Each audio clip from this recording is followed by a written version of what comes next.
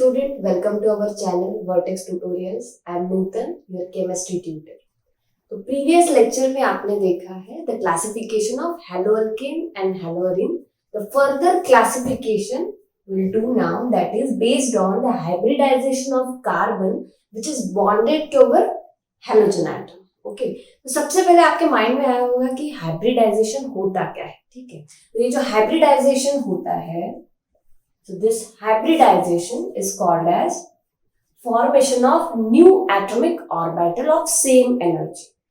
Atomic orbital कौन से होते हैं, जैसे s p d f, ये हमारे एटॉमिक ऑर्बिटल होते हैं.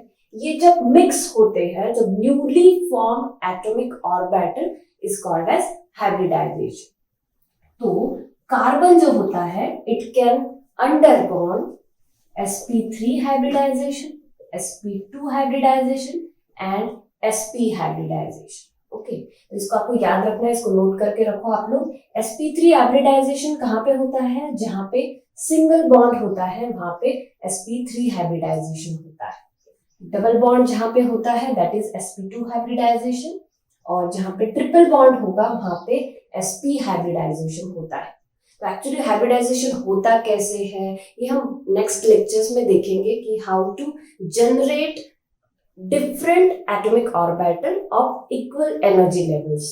ओके, तो अभी आपको ये नोट करके रखना है, carbon can undergo this three type of hybridization. sp3 जब सिंगल बॉन्ड होगा, sp2 जब डबल बॉन्ड होगा, और sp जब ट्रिपल बॉन्ड होगा. Okay, now based on this hybridization we are going to do a classification of haloalkane and haloarene.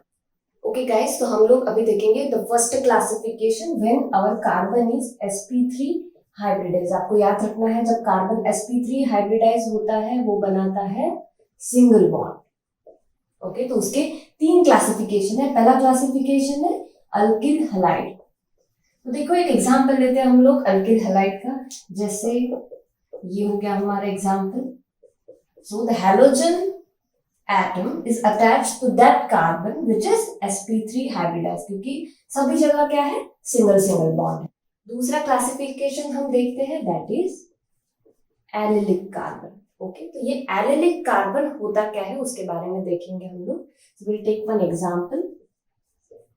Okay, देखो यहाँ पे, और बाकी की जो भी वैलेंसी है those are all satisfied by hydrogen. आपको पता है यस कार्बन को कितने बॉन्ड होते हैं, that is carbon is tetravalent, मतलब 4 डंडी होना चाहिए कार्बन के पास. इसके पास अब 2 डंडी है तो हम 2 डंडी लगाएंगे यहाँ पे विथ हाइड्रोजन. इसके पास कितना हो गया, 3, इसको एक लगा देंगे हाइड्रोजन. इसके पास 2 बचा है इसका प्लेस, राइट, तो हाइड्रोजन. अब देखो ये एलिलिक कार्बन होता क्या है, तो जब भी एलिलिक कार्बन को हमारा हैलोजन अटैच होता है that is also one of the carbon which is sp3 hybridize. तो पहले हम लोग क्या कर लेंगे, जो भी हाइब्रिडाइजेशन है हमारे पास कार्बन के उसको लिख लेंगे. तो आपको पता है जो भी डबल बॉन्डेड कार्बन होता है दैट इज sp2 हाइब्रिडाइज. तो ये जो है, ये जो बंदे हैं दोनों दैट इज sp2 हाइब्रिडाइज, और ये जो है ये सिंगल बॉन्ड के साथ कनेक्टेड हुआ है सभी एटम्स को. तो that's why this is our sp3 hybridize atom, और ये sp3 हाइब्रिडाइज कार्बन को अटैच हो गया हमारा halogen. That's why this comes under the classification of carbon sp3 hybridize. Okay, तो ये हो गया हमारा sp3 हाइब्रिडाइज कार्बन. अब इसको ही हम लोग बोलेंगे एलिलिक कार्बन. तो एलिलिक कार्बन का डेफिनेशन कैसे बनाएंगे हम लोग, the carbon which is adjacent to double bonded carbon. मतलब डबल बॉन्डेड कार्बन के बाजू वाला जो कार्बन होता है उसको हम लोग बोलते हैं एलिलिक कार्बन. और वो जो होता है allylic carbon that is sp3 hybridize. इसको नोट करके रखना, एग्जाम में बहुत बार पूछते हैं कि एलिलिक कार्बन का हाइब्रिडाइजेशन कौन सा होता है, तो याद रखना है इसको. एलिलिक कार्बन मतलब डबल बॉन्डेड कार्बन के बाजू वाला कार्बन जिसको हमारा हैलोजन अटैच है, उसका हाइब्रिडाइजेशन कौन सा हो गया, sp3 हाइब्रिडाइजेशन. थर्ड देखते हैं हम लोग benzylic carbon. Okay, now the last is benzylic carbon. अब ये बेंजिलिक कार्बन क्या होता है, so as a name suggest benzylic है ना. तो बेंजीन मतलब क्या हो गया हमारा, बेंजीन रिंग हो गया। अब बेंजीन रिंग को अगर मेरा ये कार्बन अटैच है जिसको मेरा हेलोजन अटैच होने वाला है, so this is called as a benzylic carbon. ऐसा क्यों? अब ये sp3 हाइब्रिडाइज कार्बन हुआ क्या? Yes, so will find it out. ये जो रिंग होता है, रिंग हमको रिप्रेजेंट कैसे करते हैं हम बेंजीन को? That is alternate double bond. तो इसको हम थोड़ा सा रिक्रिएट कर देंगे फिर से। So these are our alternate double bond structure for benzene. Okay, तो ये जो है, ये जो हमारे कार्बन है, so all the carbon in the benzene ring are with a double bond. तो जब भी डबल बॉन्ड होता है तो हाइब्रिडाइजेशन कौन सा होता है? Yes, very good. तो sp2 हाइब्रिडाइजेशन होता है हमारे बेंजीन रिंग के जो भी कार्बन होते हैं उसमें। अब ये वाला बंदा, ये हो गया सिंगल बॉन्ड से बॉन्डेड, है ना? सिंगल बॉन्ड से बॉन्डेड, बाकी की valency definitely satisfied by hydrogen. हमेशा आपको याद रखना है, अगर बॉन्ड लाइन स्ट्रक्चर आपको दिया है एग्जाम में, कोई भी एग्जाम्पल में बॉन्ड लाइन स्ट्रक्चर आपको देते हैं तो आपको क्या करना है? All the other valencies, the remaining valencies must be satisfied by hydrogen. Okay, तो यहाँ पे भी हमने हाइड्रोजन से सेटिस्फाई कर दिया ऑल द वैलेंसीज। ठीक है, अब देखो ये वाला carbon which is singly bonded with all the other atom, that is always yes sp3 hybridized। तो ये sp3 hybridized कार्बन को हमारा हेलोजन एटम अटैच हो गया, इसलिए हम इसको बोलेंगे benzylic carbon. Okay, so don't ever get confused between benzyl group and phenyl group, उसके बारे में भी हम लोग डिस्कस करेंगे। ओके गाइस, अब दूसरा क्लासिफिकेशन देखते हैं, that is based on carbon, where our carbon is sp2 hybridize. इसको नोट करके रखना है, sp2 हाइब्रिडाइज कहाँ पे रहेगा? यस, जब हमारा कार्बन डबल बॉन्डेड कार्बन के साथ अटैच होगा, so that will be our sp2 hybridization. तो इसके भी हमारे पास दो सब टाइप्स है, कौन से हैं पहले देखते हैं, दैट इज विनिलिक, ओके, और दूसरा जो है दैट इज फिनिल, या फिर अरील भी बोलते हैं उसको, अरील। ओके, सो विनिलिक क्या होता है? देखो, अगर मेरा डबल बॉन्डेड कार्बन है, इसको अगर हेलोजन अटैच हो गया, so that becomes a vinylic. Okay, तो देखो all the other valencies are satisfied by, यहाँ पे 3 डंडी हो गई तो 2 हाइड्रोजन लगेंगे, यहाँ पे भी 3 सेटिस्फाई हो गया, one is remaining that is hydrogen. Okay, तो ये क्या होना चाहिए? sp2। sp2 कब होता है? जब डबल बॉन्डेड कार्बन होता है, so definitely this carbon is sp2, this carbon is sp2। So sp2 hybridize carbon को हमारा हेलोजन अटैच है, that's why this is a vinylic type, this is a carbon of sp2 hybridize. ठीक है, फिनिलिक में देखो, phenyl में क्या होता है? Phenyl is R group the benzene ring, so alternate double bonds. और अब यहाँ पे ओके, ये टोटल हो गया हमारा बेंजीन, अगर all the remaining valences are satisfied by hydrogen, okay, तो वो हो गया बेंजीन। अगर मैंने यहाँ से एक हाइड्रोजन को रिमूव कर दिया और उसकी जगह पे हेलोजन रख दिया यहाँ पे, okay, so this part will now become a phenyl group. Okay, so don't get confuse, this part will now become a phenyl group. और बेंजील जो होता है, जिसमें बहुत से बच्चे कंफ्यूज होते हैं, बेंजील क्या होता है? तो बेंजील इज, यहाँ पे आपका कार्बन अटैच होगा और फिर आपके कार्बन को पर्टिकुलर हेलोजन अटैच होने वाला है। सो डोंट गेट कंफ्यूज, यहाँ पे डायरेक्टली बेंजीन रिंग का हाइड्रोजन रिमूव हो जाएगा और वहां पे हेलोजन आपका अटैच हो जाएगा। Okay, so all this carbon, all the carbon of your benzene ring are sp2 hybridized, because जब भी डबल बॉन्ड होता है sp2 हाइब्रिडाइजेशन होता है, तो ये भी सभी जो बंदे हैं ये sp2 हाइब्रिडाइज।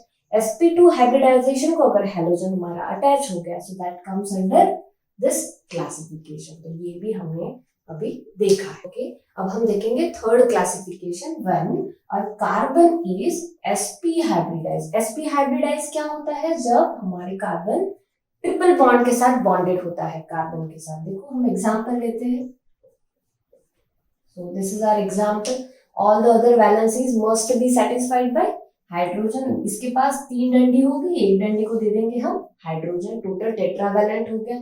यहाँ पे 1 2 3 4 already tetravalency of carbon is satisfied, that means no need to satisfy it again. ठीक है, अब देखो ट्रिपल बॉन्ड आ रहा है, मतलब ये दोनों के दोनों कार्बन कौन से हैं? Yes, sp hybridize. अगर sp हाइब्रिडाइज कार्बन को मेरा हाइड्रोजन अटैच होता है तो ये होता है मेरा third classification, that depend on the carbon which is sp hybridize. Okay students, अब हम लोग देखेंगे the new topic, that is the nature of CH bond. तो देखो, जब कार्बन और हाइड्रोजन कोवैलेंटली बॉन्ड होता है उनके बीच में, तो उनके बीच में नेचर कौन सा होता है, ठीक है, तो वो हम डिसाइड करेंगे। तो what is the nature between the carbon and hydrogen bond. तो इसको एक चीज नोट करना, जब भी पीरियोडिक टेबल के अंदर, okay, when you are moving from left to right, तो जो इलेक्ट्रोनेगेटिविटी होती है ये इंक्रीज होता है। Electronegativity increases from left to right, और as you go down the group, okay, so as you are moving down the group, तो उसमें आपका जो इलेक्ट्रोनेगेटिविटी है वो डिक्रीज होते जाता है। तो इसको आप नोट करके रखना है। So when you go through a periodic table from left to right, electronegativity increases and down the group electronegativity decreases. Okay students, अब ये देखते हैं कि इलेक्ट्रोनेगेटिविटी क्या होता है। ठीक है, तो electronegativity is the ability to attract the shared pair of electron in covalent bond। अब देखो कैसे होता है, जब कोवैलेंट बॉन्ड फॉर्म होता है कार्बन और हाइड्रोजन के बीच में, या कोई भी एलिमेंट के बीच में अगर कोवैलेंट बॉन्ड फॉर्म होता है, तब कोई एक बंदा it will try to pull the electrons which is shared between this two. Okay, अब ये जो दो इलेक्ट्रॉन है, they are sharing their electron, that's why वहां पे कोवैलेंट बॉन्ड जो है वो फॉर्म हो गया। बट इसका इलेक्ट्रोनेगेटिविटी ज्यादा होने के कारण क्या करेगा ये, this electron it will try to pull towards itself and this ability is called as electronegativity. Okay, मतलब ये कार्बन की तरफ से जो इलेक्ट्रॉन है इसको पुल करेगा, जिसको बोलते हैं हम लोग electronegativity, which is also given by a dipole moment. Okay, मतलब हमारे ये जो शेयर्ड इलेक्ट्रॉन है, ये जो हाइड्रोजन है ये पुल करेगा from the carbon. Okay, that's why ये पुल करने वाला है, इलेक्ट्रॉन को अपनी तरफ खींचने वाला है, तब क्या होगा, इसके ऊपर पार्शियल निगेटिव चार्ज डेवलप होगा, और ये इलेक्ट्रॉन जो है इससे पुश करने वाला है, राइट, मतलब इससे दूर जाने वाले हैं इलेक्ट्रॉन, दैट्स व्हाई इसके ऊपर कौन सा चार्ज आएगा, partial positive charge. And due to this partial positive and partial negative charge, the nature of this CH bond is a polar nature। Okay, मतलब कार्बन और हाइड्रोजन के बीच में जो नेचर होता है बॉन्डिंग का, जो टाइप होता है बॉन्डिंग का, that is a polar type of bond. So guys, I hope you understood this topic. Okay students, अब ये इंपॉर्टेंट टॉपिक हम लोग डिस्कस करेंगे, the bond strength order. Okay, तो ये आप नोट करके रखना है। So as we go down the group, okay, as we go down the group in a periodic table, the size of atom increases। okay, जैसे जैसे हम लोग down the group जाएंगे, the size of atom is going to increase, क्योंकि atomic number भी बढ़ रहा है, number of electrons भी बढ़ रहे हैं, तो उसको occupy करने के लिए shells जो है, orbits जो है वो भी बढ़ेंगे, तो इस हिसाब से हमारा size जो है वो increase होते जाएगा। ठीक है, अब जब size increase हो रहा है तो हमारा जो bond length है वो भी क्या होगा, यस डेफिनेटली बॉन्ड लेंथ भी जो है वो इंक्रीज होगा, because of the size is increasing. Okay, तो बॉन्ड लेंथ अगर इंक्रीज हो रहा है हमारा, देखो जैसे ये कार्बन है और ये हाइड्रोजन है, ये कार्बन है और ये इधर हाइड्रोजन है, ये साइज बढ़ते जा रहा है, हाइड्रोजन का साइज बढ़ते जा रहा है as we are going down the group. So ये बॉन्ड लेंथ भी क्या हो रहा है, बढ़ रहा है। अगर बॉन्ड लेंथ मेरा बढ़ रहा है तो बॉन्ड स्ट्रेंथ क्या होगा, bond strength is very weak, bond strength जो है वो क्या होगा, डिक्रीज होगा, क्योंकि डिस्टेंस बढ़ते जा रहा है।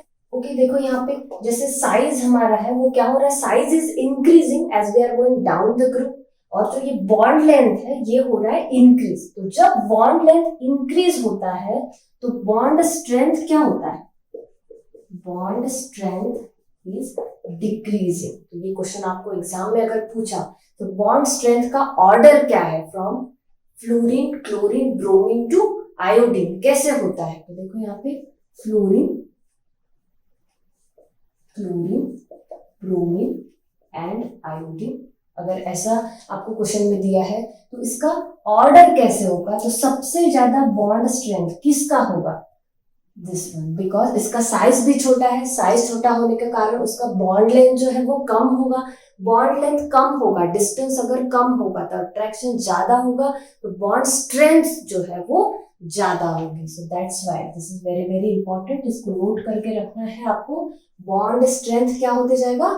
कम कम होते जाएगा as we are going down the group. अगर मैंने बॉन्ड लेंथ के बारे में आपको पूछा, what is the order of bond length, order of bond length, तो क्या होगा? देखो यहाँ पे जैसे you are moving down the group, size क्या हो रहा है?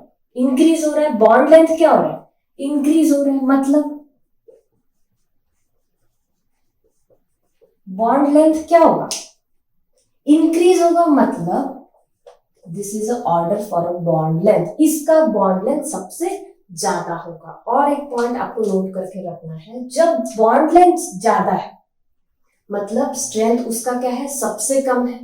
ओके, स्ट्रेंथ अगर कम है तो वो रिएक्टिव भी ज्यादा है। ओके, बिकॉज उसका स्ट्रेंथ कम है, वो जल्दी से जल्दी अलग हो जाएंगे, मतलब उसका रिएक्टिविटी ऑर्डर भी क्या है? ज्यादा है। So most reactive is this fellow. Okay, so this is also the order of reactivity. Okay, इसको भी आपको नोट करके रखना है। ओके ओके, अब हम लोग देखेंगे अबाउट बॉन्ड एंथैल्पी। ओके, तो बॉन्ड एंथैल्पी क्या होता है? Okay, that is the energy to break a bond.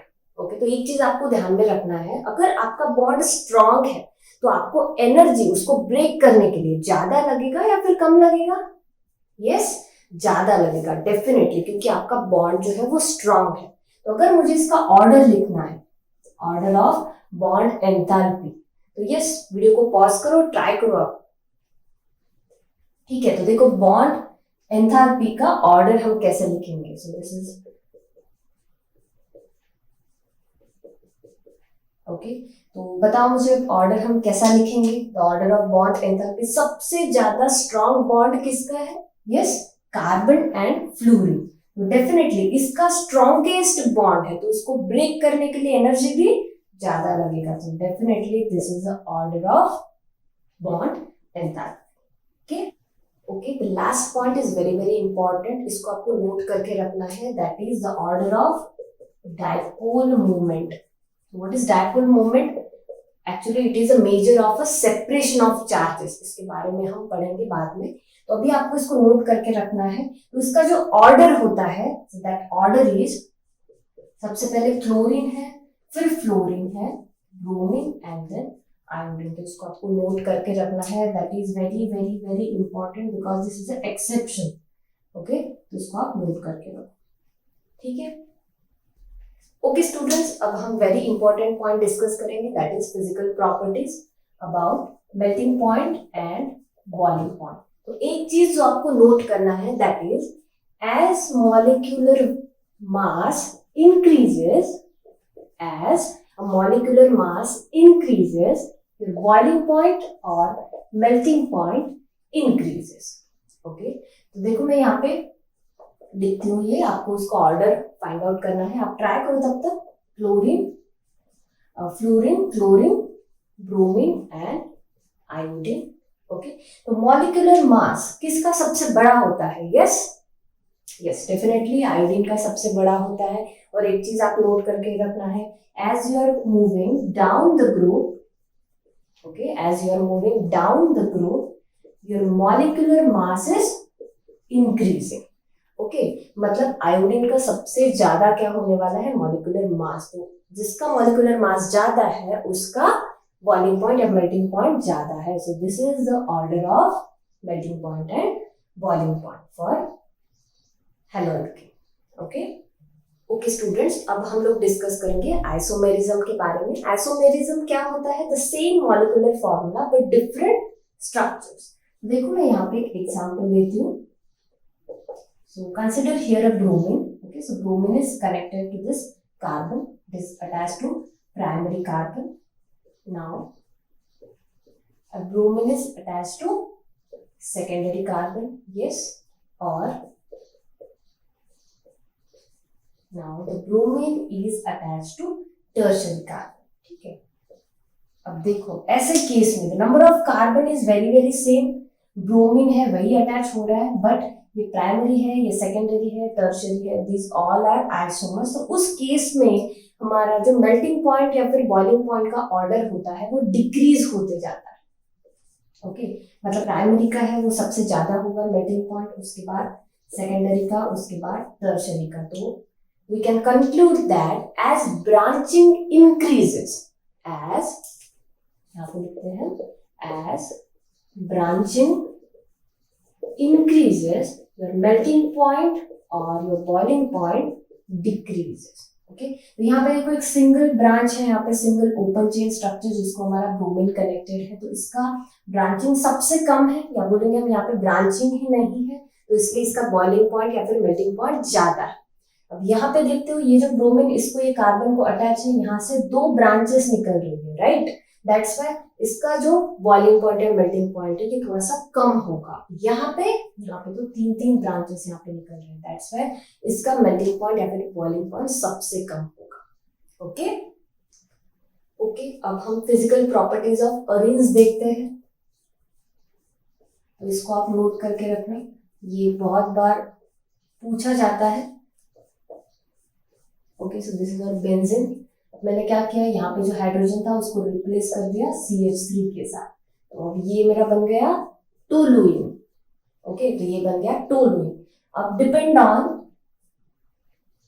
और अब मैं क्या करूंगी, यहाँ पे कोई भी हेलोजन अटैच करती हूँ. लेट्स से एग्जांपल मैंने यहाँ पे क्लोरीन अटैच किया at different position. Okay, so we know this position is called as 1-2 position को हम लोग ऑर्थो बोलते हैं, right. This is 1-2-3. So this is 1-3 position. This is called as meta-directing, and this is 1-4 position. This is called as para-directing. Okay, अब अगर हमारे जो arenes है वो ortho, Meta and para directing होते हैं, तो उसमें मेल्टिंग पॉइंट और बॉइलिंग पॉइंट के प्रॉपर्टीज कैसे होते हैं. अब हेलो अरेन्स के बॉइलिंग पॉइंट के बारे में हम डिस्कस करेंगे, उसका ऑर्डर डिस्कस करेंगे. सो बॉइलिंग पॉइंट जो होता है ortho, Meta and para directing का, वो नियरली सेम होता है, बट थोड़ा सा डिग्री का डिफरेंस होता है. उसका जो ऑर्डर है that is ortho, then para and then meta. तो दिस इज वेरी इंपॉर्टेंट, इसको नोट करके रखना है आपको. Boiling point order is ortho, then para, then meta, and the melting point, this is also very important. Melting point का जो order होता है, this para comes first, then ortho and then meta. Okay, so ये भी आपको note करके रखना है. These all are very important properties of hello alkane and hello arenes जो हमने आज डिस्कस किया. ओके फ्रेंड्स, तो आज का सेशन है हम इसको कंक्लूड करेंगे. ठीक है, तो सबसे पहले हमने हाइब्रिडाइजेशन के ऊपर क्लासिफिकेशन कैसे होता है उसके बारे में डिस्कस किया. फिर the nature of CX bond, that is a polar nature होता है, ये भी हमने डिस्कस किया.